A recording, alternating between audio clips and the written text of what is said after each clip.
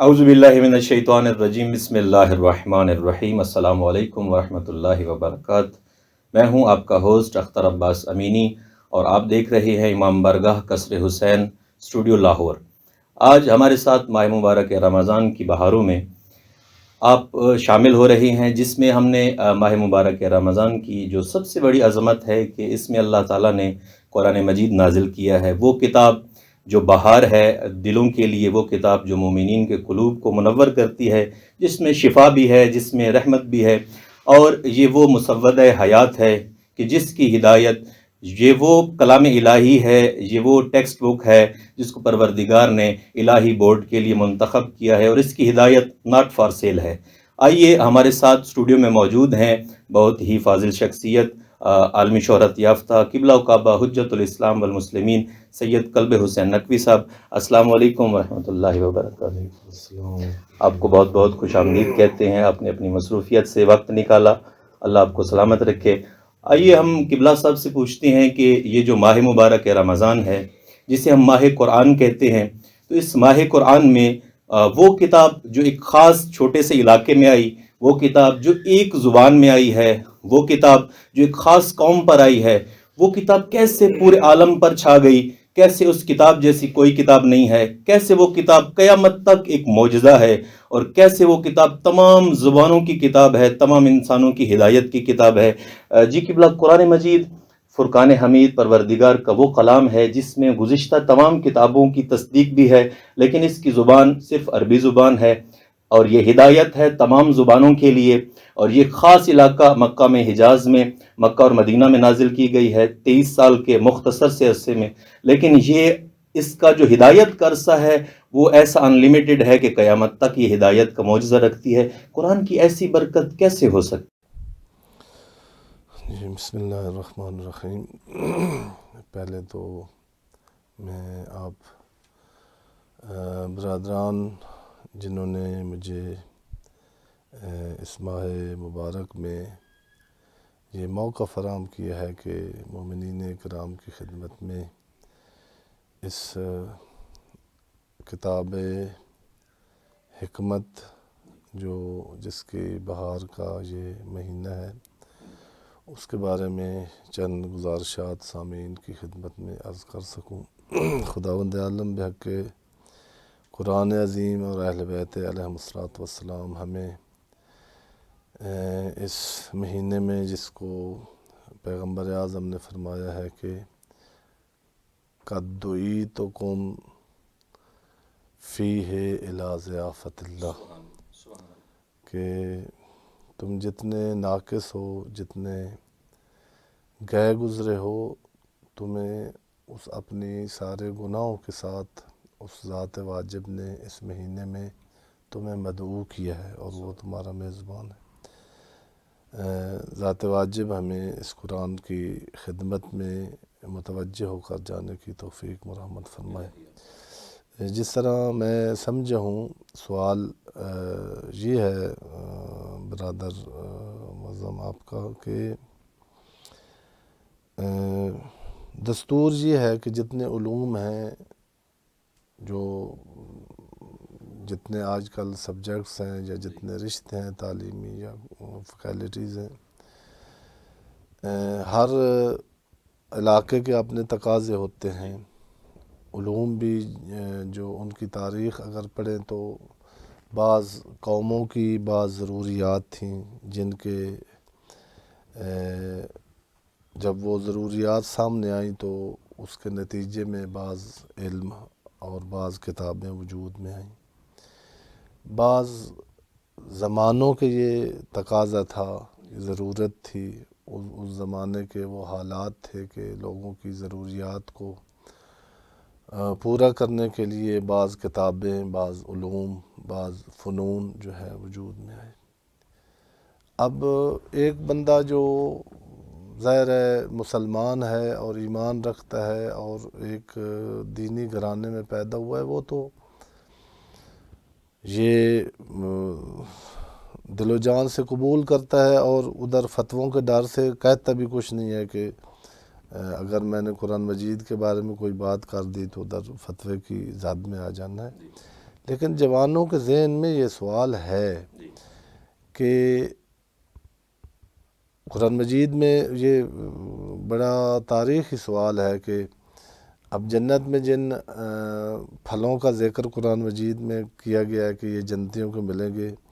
وہ انار ہے، کھجور ہے، اور ایک دو اور جو عرب کے پھل ہیں۔ بہت سارے آج یعنی فروٹ ہیں مختلف علاقوں میں جو بہت اس سے پسند کیے جاتے ہیں، لیکن قرآن مجید میں للچایا نہیں گیا ان کا نام لے کر، بہت سارے ہیں۔ اسی طرح عرب کے ایک خاص مزاج تھا، اس کو دیکھتے ہوئے بہت ساری آیات اور وہ جو ہیں ان کو ملحوظ رکھا گیا ہے۔ تو سارے عالم کی خصوصاً اس کے بعد آج تک یا آج سے پھر قیامت تک بہت ساری قومیں ایسی آئیں گی جن کے مزاج اس طرح نہیں ہیں، تو غیر مخاطب کو دیکھ کر بھی جو ہے خطیب اور اس کے تقاضے ہوتے ہیں۔ ایک ہی کتاب جو ایک زمانے میں ایک قوم کے اندر اتری ہے، وہ کتاب کیسے تمام زمانوں کے لیے، تمام اقوام کے لیے، اور تمام زبانوں کے لیے وہ کیسے ہدایت ہو سکتی ہے، بنتا ہے یہ سوال، اور بڑا خوبصورت سوال ہے۔ بعض اوقات سوال ہوتا ہے ذہن میں اور آدمی کر نہیں پاتا۔ یہ ہمارے اب جو والدین ہیں ان کو بھی توجہ کرنی چاہیے، اور جو مربی اور اساتذہ ہیں ان کو بھی توجہ کرنی چاہیے۔ ہمارے بچے دیکھتے ہیں نا کہ فلاں نے گستاخی کی پیغمبر کی، تو کی تھی یا نہیں کی تھی، بہانہ بنا کر اس کو یوں کر دیا۔ تو ہمارے بچے اپنے مسلمانوں کے، اپنے متدینین والدین سے ڈرتے ہوئے کچھ نہیں کہتے، لیکن سوال ان کے ذہن میں یہ سوال ہے، اسی لیے تو نہیں وہ مسجد کی طرف نہیں آتے یا قرآن مجید کی طرف نہیں آتے۔ بڑے قابل ہیں، بڑے ان کے ذہنوں میں یہ سوال ہیں یا وہ کرتے نہیں ہیں۔ اگر یہ ہے تو ان کو ڈانٹ پڑی ہے، تو ظاہر ہے پھر جب زبان بند ہو اور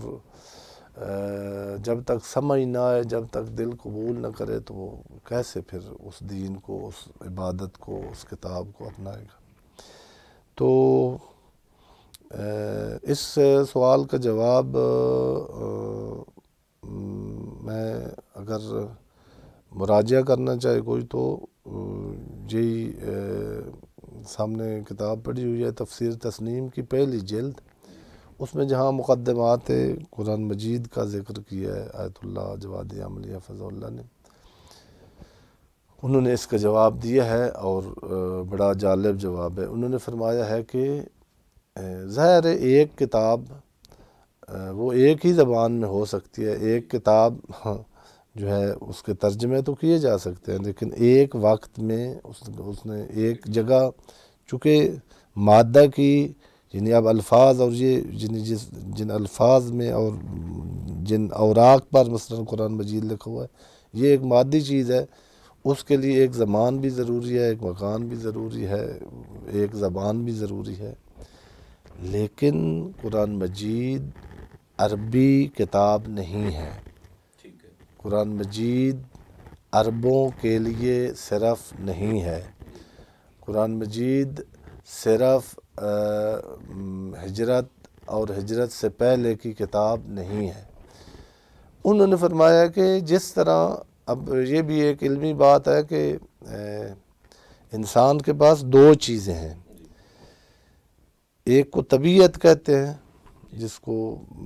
آج کی اصطلاح میں مطلب فزیکل انسان جو ہے، اس کے طبعی تقاضے ہیں بہت سارے، وہ بدلتے رہتے ہیں۔ مثلا گرم علاقے کے جو لوگ ہیں ان کی طبیعت، کچھ جو سرد علاقے میں پیدا ہوئے ہیں، کچھ جو پہلے قومیں تھیں ان کے طبائع جو بتائے، اور یہی فلسفہ ہے کہ شرائع بھی تھوڑی تھوڑی، جب انبیاء آتے تھے تو شریعت چونکہ ان طبائع کو کنٹرول کرنے، یہ طبیعتوں کے جو اعضاء و جوارح کے جو کام ہیں، ان کو یہ کرنا ہے، یہ نہیں کرنا، یہ جائز ہے، یہ ناجائز ہے، ان کو ہدایت کرنے کے لیے، تو چونکہ تقاضے طبیعتوں کے بدلتے تھے، تو شریعت بھی تھوڑی تھوڑی ان میں چینج آتا رہا ہے۔ لیکن قرآن مجید نے کہا ان الدین عند اللہ الاسلام، دین آدم سے لے کر ختمی مرتبہ تک اور ختمی مرتبہ سے لے کر پھر قیامت تک ایک ہے۔ وجہ یہ ہے کہ کچھ چیزیں انسانوں کی یہ ہے کہ علاقے کے لحاظ سے، زمانے کے لحاظ سے، کلچر کے لحاظ سے وہ اس زمانے کے ساتھ بدلتی ہے، زمین بدلنے کے ساتھ بدلتی ہیں، وہ طبیعت ہے۔ ایک انسان کی فطرت ہے، فطرت وہ چیز ہے جو تمام انسانوں میں، پہلے انسان سے لے کر قیامت تک آنے والے آخری انسان اور جس زمین میں ہے، جس زمان میں ہے، فطرت اس نقطے کو کہتے ہیں، اس خواہش کو کہتے ہیں، اس ضمیر کو کہتے ہیں جو ہر انسان میں مشترک ہے۔ مثال کے طور پر اس کی جو مثال دی جاتی ہے کہ مثلا ظلم کا اگر معنی آتا ہو، ظلم کا معنی کر دے تو زمین کا اور عالم کا کوئی انسان ایسا نہیں، نہ پیدا ہوا ہے پہلے، نہ اب، نہ ہوگا، جو کہے کہ ظلم اچھی چیز ہے، اور قیامت تک کوئی ایسا انسان پیدا نہیں ہو سکتا جو کہے کہ عدل بری چیز ہے۔ معنی اب ظلم کا کیا ہے یا کس کو وہ ظلم کہہ رہا یا عدل، یہ بدلتے رہتے ہیں، یہ تربیت کے ساتھ، ماحول کے ساتھ، ٹیچر کے ساتھ، جو سکول آف تھاٹ ہے اس کے ساتھ۔ لیکن ظلم کا معنی سمجھ کے وہ کہے کہ نہیں، میرے نزدیک ظلم اچھی چیز ہے اور عدل بری چیز ہے، ایسا نہیں۔ یہ فطرت کی آواز ہے جو ظلم کے خلاف ہونا اور عدل کا خوگار ہونا، یہ خاص فطرت ہے انسان۔ یہ جو فطرت ہے، جوادی عاملی نے فرمایا ہے، انہوں نے قرآن مجید سے جواب لیا ہے، ظاہر ان کا نہیں ہے۔ انہوں نے فرمایا کہ قرآن مجید کا مخاطب نہ زمان ہے، نہ زمین ہے، نہ کوئی قوم ہے، بلکہ فطرت انسان ہے جو اول انسان سے آخر قیامت تک ایک ہے، نقطہ مشترک ہے۔ اس کے لیے جو ہے حضرت ابراہیم کو مخاطب کر کے کہا گیا کہ دین حنیفہ فطرت اللہ التی فطر الناس علیہ لا تبدیل لخلق اللہ، سبحان اللہ۔ تو جو کل مولود یولد علی فطرت الاسلام، کل مولود یولد علی فطرت الاسلام ہے، کل وہ جس زمانے کا ہو، جس اس کو آگے کا یہ جو آگے وہ حدیث کہتی ہے نا کہ اس کے ابوا جو ہیں یحودان ہیں اور ینصران، اس کو یہودی یا نصرانی وہ ماحول بناتا ہے، وہ ماحول بناتا ہے۔ لیکن ایک بچہ کسی جگہ پر کسی زمانے میں کسی کی گود میں پیدا ہوا ہے، اس کو جب کہیں گے نا ان اعبد اللہ واجتنب الطاغوت، وہ سمجھتا ہے۔ جو فطرت کی جنہوں نے بحث کی ہے، انہوں نے کہا اب دوسری مثال میں اس سلسلے میں عرض کرنا چاہتا ہوں۔ یہ تو مثلا عقل کو اگر جھنجھوڑا جائے تو ہر بشر کا عقل، چونکہ قرآن مجید کا دعویٰ بھی یہ ہے کہ نذیراً للبشر ہے، ہدی للناس ہے۔ ناس کا جو اطلاق ہے وہ تمام زمین و زمان تمام انسانوں پر ہوتا ہے، اور اس لیے مخاطب اور جو جس کو مخاطب کیا ہے قرآن مجید نے، وہ نقطہ ہے جو تمام بشر اور تمام اناس کے درمیان مشترک ہے۔ وہ ہے مثلا کمال کی محبت۔ اب یہ دوسری مثال ہے، وہ عقلی تھی، یہ ایک ہوتا ہے انسان کی قوہ درک ہے اور ایک قوہ جذب ہے۔ یہ بھی ایک علیحدہ بحث ہے، کہیں یعنی اس کو کرنا چاہیے کہ جناب امیر نے منہج البلاغہ میں اشارہ کیا ہے کہ دو سورس ہیں انسان کے پاس خدا کو پانے کے، ایک عقل اور ایک دل۔ اس کے ذرا اشارہ کیا لا یدرکہ بعد الہمم، یہ عقل کی پرواز، ولا ینالہ غوث الفتن، فطانت اور دل کی گہرائیوں میں ڈوب کے بھی اللہ کو اس کی نہیں پایا جا سکتا۔ اور ملا صدرہ علیہ الرحمہ نے قرآن مجید کی بعض جگہوں پر وہ جہاں وہ آیات ہیں نا کہ حضرت ابراہیم نے کہا کہ یہ ستارہ خدا ہے، اور پھر کہا کہ انی لا احب الآفلین، وہاں دوسرے فخر الدین رازی وغیرہ نے یہی معنی کیا، اور تاریخ میں تقریباً اکثر مفسرین نے یہی کیا کہ عقل کہتا ہے کہ جو غروب ہو گیا اس کو، ملا صدر علیہ الرحمہ نے کہا کہ نہ، قرآن مجید کو اپنی فکر کے مطابق نہ، بلکہ جو قرآن مجید کہہ رہا ہے ادھر سے لفظ ابراہیم کے یہ ہیں، یہ نہیں کہ میرا عقل مانتا نہیں ہے، ابراہیم نے کہا کہ میرا دل اس سے محبت نہیں کرتا جو غروب ہونے والا ہو، یعنی جو غروب آفل ہے اس کو دل اس سے محبت نہیں کرتا۔ میں مثال دیتا رہتا ہوں کہ ایک جوان کو یعنی بڑی ایک مثلاً اس کی فرینڈ ہو، اس سے بڑی محبت ہو، پوری کائنات دینا چاہتا ہو، اس کے لیے ہو جائے سارا کچھ کہ آپ کے وہ نصیب میں آ گئی ہے، لیکن جب اس کا ٹیسٹ وہ دیکھے تو اس میں لکھا ہوا ہو کہ یہ ہفتے کے بعد وہ سارا جو اس کا بنا ہوا پلان تھا نا وہ محبت ہے، اس ایک جملے کو سن کر کیوں؟ چونکہ اس کا دل ابدیت چاہتا ہے، یہ لیمیٹڈ نہیں آپ کے بقول، یہ اب جو کمال کی محبت ہے وہ فطرت ہے، اور قرآن مجید کا جو بعض علماء کے بقول اس کا مرکزی جو پیغام ہے وہ یہ ہے کہ آپ کائنات میں جس سے بھی محبت کریں گے نا وہ ابدی نہیں ہے، جس سے بھی محبت کریں گے، آپ کو پھول سے محبت ہے تو بڑے بڑے پھول کھل کے پھر پاؤں کے نیچے بدبودار ہوئے پڑے دیکھیں، تو ایک ایسا ابدی محبوب تلاش کرے انسان جو اس کے دل کو بھی بھاتا ہے اور عقل بھی اس کو قبول کرتا ہے، جس میں کسی قسم کا نقص نہیں ہے اور جس کو کسی قسم کی فنا نہیں ہے۔ ایسے کی طلب تو آپ کو تھی، لیکن آپ نے اس طلب کے پیچھے چلے، کبھی سورج کو انسان اپنا معبود بنا بیٹھا، کبھی حتیٰ جب گرا ہے تو پتہ نہیں کن کن چیزوں کو چونکہ اندر ایک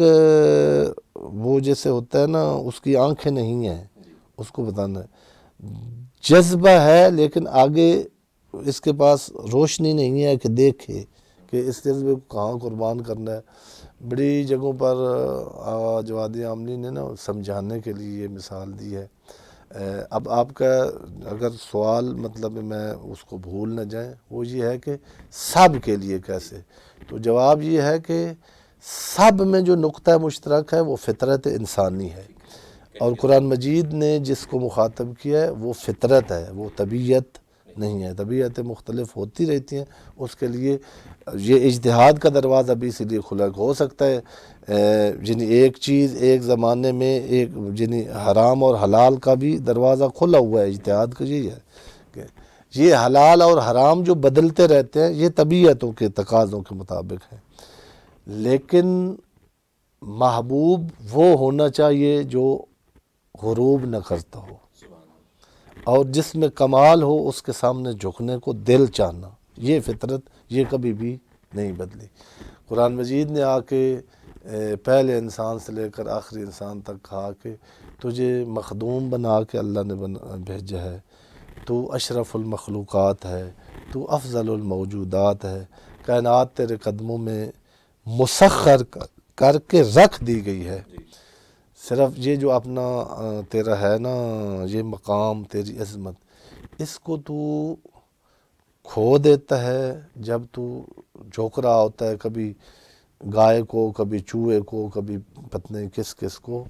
اس اپنی عظمت کو اگر بحال رکھنا ہے تو قرآن مجید تیری فطرت کو جواب دینے کے لیے آیا ہے کہ اس کے سامنے آ کے اس پیشانی کو جھکا، جس کو مخاطب کر کے وہ علی جس کو لوگوں نے خدا سمجھا ہے، وہ جس کے سامنے کھڑے ہو کے کہتا ہے کہ کفا بھی فخراً ان تکون علی ربا وکفا بی اذن ان اکون لک عبدا، وہ اس فطرت کو مخاطب کیا ہے۔ فطرت چونکہ تمام کسی زمانے میں کے ساتھ محدود نہیں ہے، یہ فطرت انسانی کسی مکان کے ساتھ، کسی طبیعت کے ساتھ، طبیعتیں مختلف ہیں لیکن تمام طبیعتوں میں یہ فطرت مشترک ہے، اور یہ لینگویج ہے قرآن مجید کی۔ ادھر جو انہوں نے تعبیر کیا ہے نا لینگویج، ایک تو مطلب جن زبان کے معنی میں ایک لینگویج یعنی مطلب ادبیات، مثلا یہ جو قرآن مجید کی اصل لینگویج ہے نا وہ عربی نہیں ہے بلکہ وہ زبان فطرت انسان ہے۔ وہ جو خاص طے فطرت ہے نا اس کے لیے وہ میں عرض کر رہا تھا کہ آج وادی عملی نے اس کو ہوتا ہے، یہ جو داستانیں ہیں بعض علاقوں میں بعض ہیں تو ان کو پھر شعراء اور علماء اور یہ اپنے مقصد بیان کرنے کے لیے وہ جو اس علاقے کی ہوتی ہیں داستانیں اس میں اپنا مثلا یہ جو اب ہیرو ہیں سٹوریوں کے ہمارے پاکستان میں یا ہندوستان میں، ان کو وارث شاہ نے اور میاں محمد بخش نے اور ان نے، ادھر عرب ایران میں نا لیلا مجنوں وہ ہے ادبیات میں، تو وہ ادھر گنجوی مانوی ایک جس طرح مثنوی مانوی ہے نا گنجوی، اس کے مصنف نے کہا کہ وہ نا لیلا کا آخری وقت تھا تو اس نے اپنی ماں کو بلایا، ظاہر یعنی کہا کہ یہ میرا آخری پیغام ہے یہ نا، تو اس نے سمجھا بھائی آخر وقت میں بڑے یعنی کوئی بچوں کا سوچ رہا ہوتا ہے، کوئی کسی کا، کوئی پراپرٹی کا، کوئی، اس نے کہا ایک شخص ہے، وہ ظاہر اس کا کتابوں میں نام قیس تھا، شہزادہ تھا وہ شاہی خاندان کا، تو مجنوں چونکہ جنون سوار ہو گیا تھا وہ اس کا، تو اس کو مجنوں، ہاں جی، انہوں نے کہا قیس نامی ایک شخص ہے وہاں جنگل میں نا، اس کے بالوں میں خاک ہے، پاؤں میں کانٹے ہیں، تھکا ہوا، بھوکا پیاسا وہ پڑا ہے، اس کے لیے میرا ایک پیغام ہے۔ اس کو جا کے کہنا کہ یہ جذبہ بہت بڑا تھا جس نے تجھ سے تخت چھڑوا دیا ہے، لوگ پتہ نہیں تخت کے لیے کیا کیا ضمیر سے گزر جاتے ہیں تخت کے لیے۔ آپ دیکھ رہے ہیں اب ملکی حالات، ابھی جلسہ ہونے والا ہے تھوڑی دیر کے بعد جو ہے، کیا کیا لوگ تخت تک پہنچنے کے لیے، عشق ہے جو تخت کی طرف لے نہیں جاتا بلکہ تخت سے ٹھوکر لگوا دیتا ہے۔ جو آرام پسند تھا، جو سیجوں کا عادی تھا، اس کو کانٹوں پر چلایا کس نے؟ عشق نے۔ کیس جنگل میں اکیلا ہے مجھے جانے دو، کیا منظر ہوگا جب مل بیٹھیں گے دیوانے دو۔ تو نے کہا کہ یہ اتنی قیمتی چیز جو انسان کی وہ ساری رذیلتوں کو یعنی قدموں کے نیچے رکھ کے تخت کو چھوڑ دیا ہے، آدمی آرام پسند ہے، آرام اس نے چھڑوا لیے ہیں، جو جس کے پیچھے انسان مرتے ہیں وہ اس عشق نے آپ سے چھڑوا کے آپ نے ان کو قدموں کی ٹھوکر لگا دی۔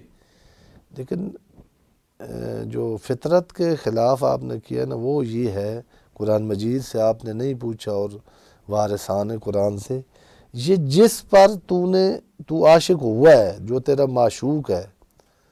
وہ یہ رخسار ہیں، ان میں چند گھنٹوں کے بعد کیڑے پڑنے والے ہیں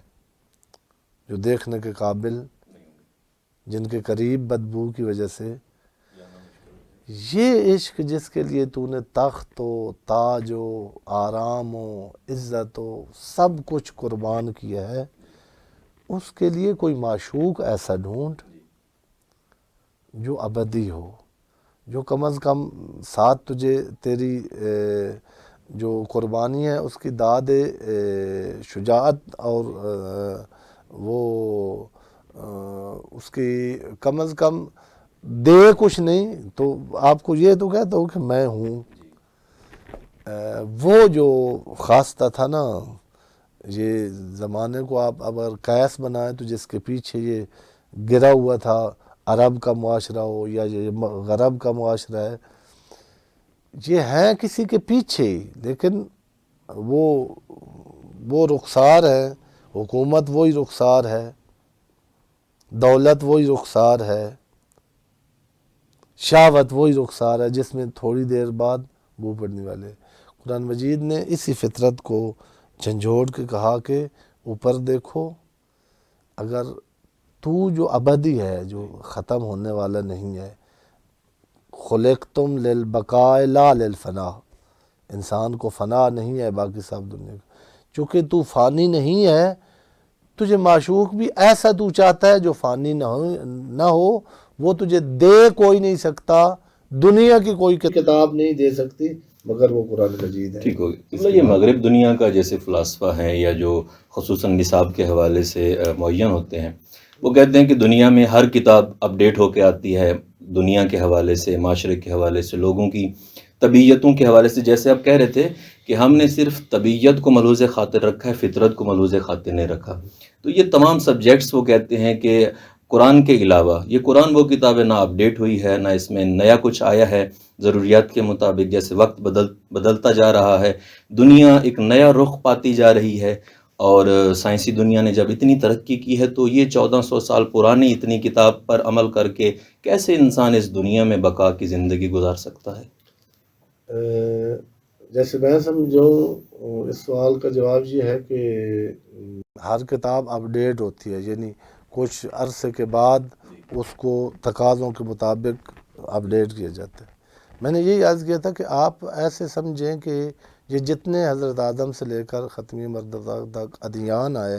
یا صحف آئے، یہ ایک کتاب ہے، یہی قرآن ہے جو حضرت آدم کے ہاتھ میں تھا۔ آگے جب طبیعت کے تقاضے بدلے تو اپڈیٹ ہوتا یہ پیغمبر کے پاس آخری اپڈیٹ ہے اس آسمان۔ ہاں جی۔ اب اس کے بعد جو ہے نا بشر کو دیکھ کے کہ قیامت تک اس نے کتنا تبدیل ہونا ہے، اس کی جتنی ضروریات تھی اس کو مد نظر رکھ کے کہا الیوم اکملت لکم دینکم، اس کے بعد